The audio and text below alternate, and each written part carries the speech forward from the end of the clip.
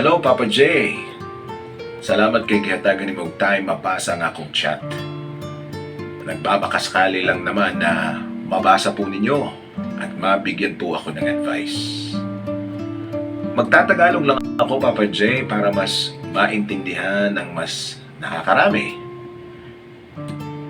Jello na lang po ang itawag niyo sa akin. Una sa lahat, ako po ay isang single mom at ako po ay isang OFW na sa Saudi ngayon. Ang ibabahagi ko po sanang kwento ay patungkol sa current situation ko ngayon. Naguguluhan lang po kasi ako kung ano ba ang dapat kong gawin. May boyfriend po kasi ako na nandyan ngayon sa Pinas. Siya po ay si Rico. Halos mag-iisang taon na po kaming mag-on. Pero hindi pa po kami nakikita. Hindi pa po kami nagkikita ng personal. Sa online, oo, halos gabi-gabi po kaming nag-uusap. Kung maitatanong po ninyo kung kailan at paano po kami nagkakilala, ganito po kasi yon. Classmate ko po si Rico nung high school. Masasabi kong gwapo siya, matalino pa, at dati ko na rin po siyang crush. Siya ang unang nag-add sa akin sa Facebook at dahil nga ay kakilala ko siya, inaccept ko ang kanyang friend request. At doon na nagsimula ang lahat hanggang sa sinagot ko na siya online. Oo, hindi lubos ang saya ko nung naging kami ni Rico, Papa J.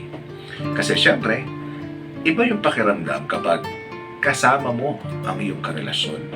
Tama po ba ako, Papa J? Pero kinakaya po namin lahat dahil alam kong darating ang panahon na magkikita kami at sa tamang panahon. Marami kaming pangarap ni Rico. Isa na dyan ay ang pagpapakasal kapag ako ay nakauwi na sa Pilipinas. Pero naguguluhan po talaga ako ngayon, Papa J.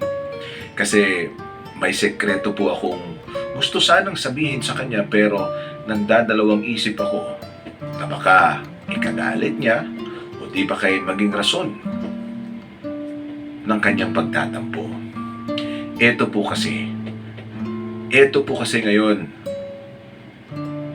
ngayon ang gusto kong hingan po ng payo sa inyo at sa mga makakapanood po nitong video ninyo sa YouTube. Bago pa po kasi kami nag 1 year ni Rico last September, may nakilala po akong isang foreigner. Isa po siyang Black American at nagtatrabaho bilang engineer dito mismo sa kumpanyang pinagtatrabahoan ko. Akala ko po kasi dati na joke lang na liligawan ako ni Smith, ang tinutukoy ko pong Black American. Pero tinutuon niya. Dahil sa makulit siya at para na rin matahimik, sinagot ko si Smith kahit hindi naman totoo ang feelings ko for him. Kumbaga, ginawa ko lang yon para matahimik na siya at hindi niya ako kukulitin. At ito pa, Papa J, magkaroon ng isang party sa aming kumpanya. May natural, may inuman, hanggang sa umabot sa puntong nalasing kami. At nang hinatid na niya ako sa tinutuluyan kong apartment, at nang hinatid ako ni Smith sa tinutuluyan kong apartment, dito ko na nagawa ang isang bagay na para bang pinagsisisihan ko. Para bang nawasak ang mga plano ko para sa amin ni Rico, ang boyfriend ko dyan sa Pilipinas. Oo, Papa J.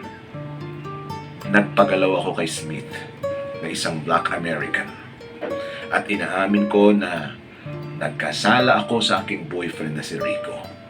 At hanggang ngayon ay hindi niya alam ang tungkol dito. Papa J, natatakot po ako. Nangangamba po ako. Naguguluhan po ako. Dahil nakatakda po akong umuwi sa Pilipinas sa darating na December. Gulong-gulo ang isip ko, Papa J, kung ano bang dapat kong gawin. Kung kayo lang po ang tatanungin, sasabihin ko po ba kay Rico ang tungkol kay Smith at tungkol sa nangyari sa aming dalawa? Pangalawang tanong, magpapakita pa ba ako kay Rico na aking boyfriend dyan sa Pilipinas? Sana po'y mabigyan ninyo ako ng payo, especially sa mga makapanood nitong video. Maraming salamat po